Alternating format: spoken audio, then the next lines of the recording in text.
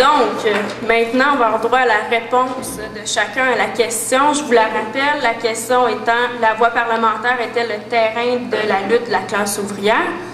On a déjà des pistes ici qui ont été données tout à l'heure. Donc, vous avez 10 minutes chacune pour répondre à la question. L'ordre, Richard, David, Cybèle, François. Donc, on commence avec Richard. Camarade est toujours ami. Quelquefois, camarade est néanmoins ami.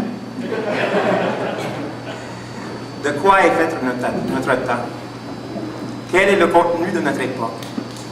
Je pense que c'est la première question qu'il faut se poser quand on est placé devant les problèmes que la classe ouvrière mondiale et, en fait, toute l'humanité est confrontée aujourd'hui.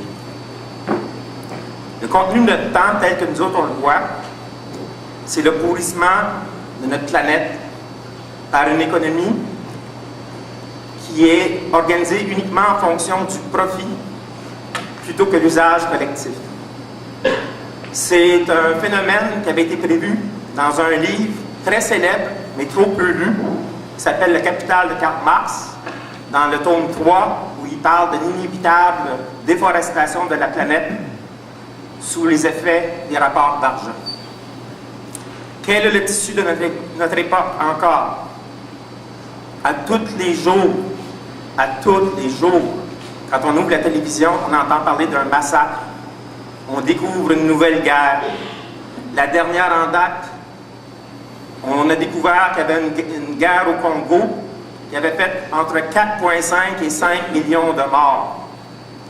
5 millions de morts des êtres humains dans un pays africain où, en passant, le capital minier canadien joue un rôle extrêmement important et personne n'en parle de ça. Quel est le contenu de notre temps? Hier, à Radio-Canada, alors qu'il y a encore un mois, les experts, les spécialistes, ceux qui ont la tribune de la radio et de la télévision et des grands journaux tous les jours, se questionnaient. Mon Dieu, est-ce qu'il y a une récession au Canada? Oh. Hier, à la radio de Radio-Canada, John McCallum, qui est le leader en chambre du Parti libéral du Canada à Ottawa, a dit « Voyez-vous, monsieur Maisonneuve, le Canada vient d'entrer dans la plus grande dépression depuis les années 30.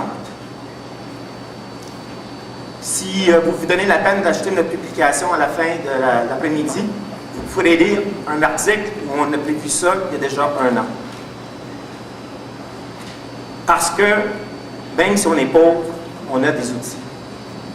On a l'outil du marxisme, qui est une science de la perspective, une science militante au service des pauvres et des travailleurs et des travailleuses.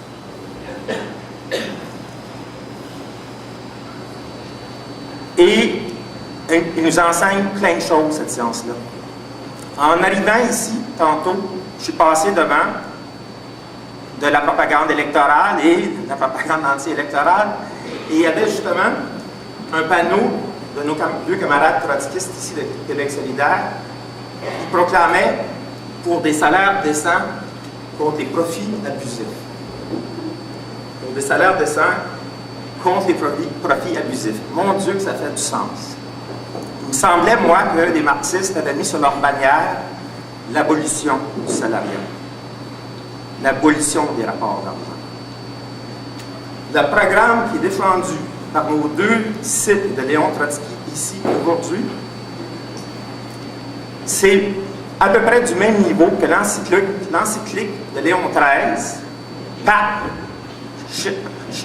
grand papiste en chef du Vatican, dans son encyclique de 1891 qui s'appelait Rerum Novarum, chose nouvelle, où il disait: patron, sois bon pour ton employé, employé, respecte ton patron. C'est du même niveau. L'approche d'International Socialist et de gauche socialiste n'est pas une aberration locale. C'est une stratégie qui est menée avec une certaine,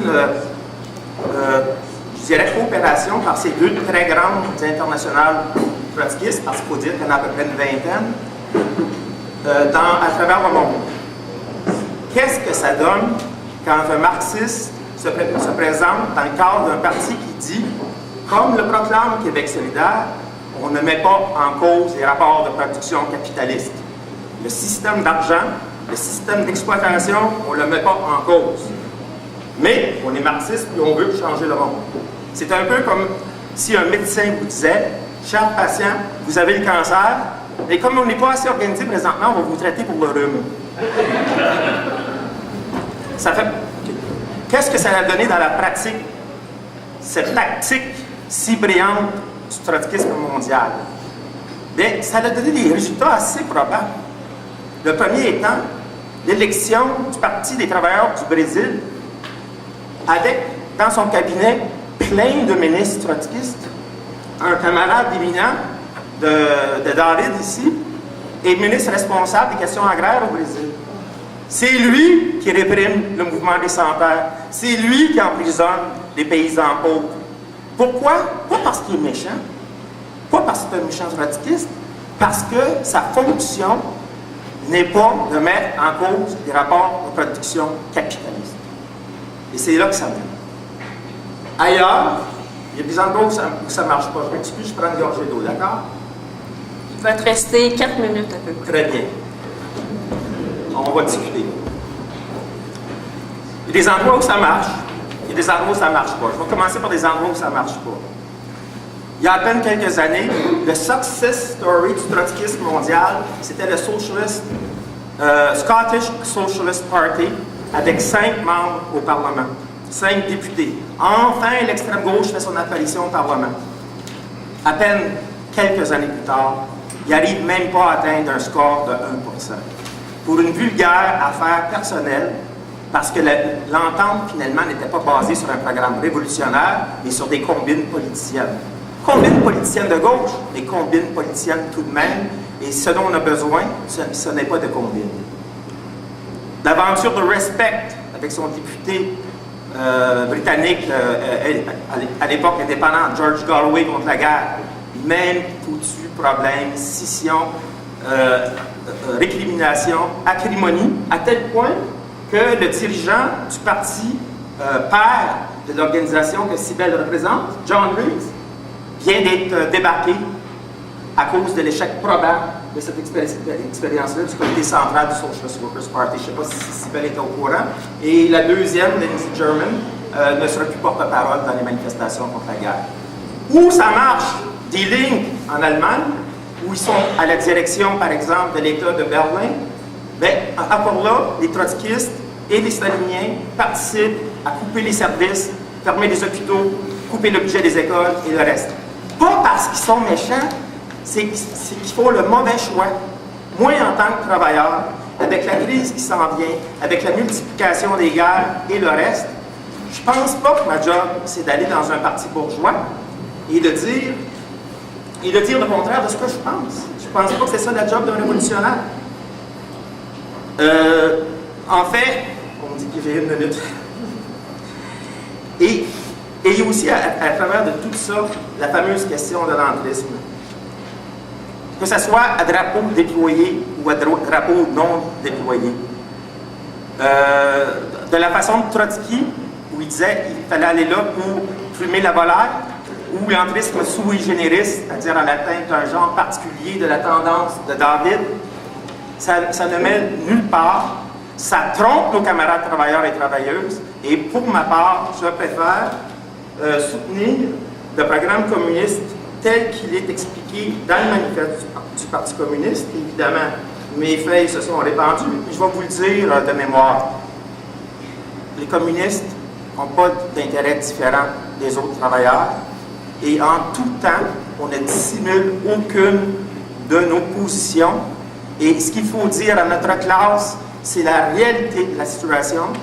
Il n'y a pas de sortie réformiste à la crise, que le capitalisme est en véritable difficulté, puis plutôt que de soutenir et de donner de la légitimité à ces institutions, dont la principale est le Parlement bourgeois, bien Christ, il faut rompre, il faut dire non, basta, c'est assez.